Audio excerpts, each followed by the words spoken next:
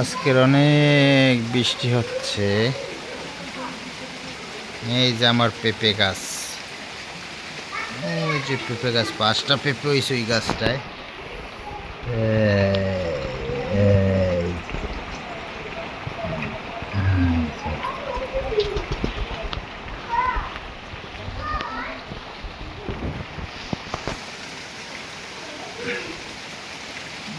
কর্নারে আম গাছ।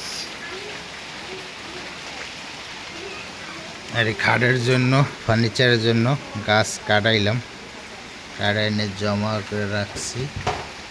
এখন হয়তো বৃষ্টির কারণে ছাদের উপর তুলতে পারতেছি না।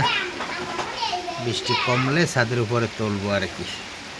গ্রামের দৃশ্যটা অনেক ভালোই লাগে।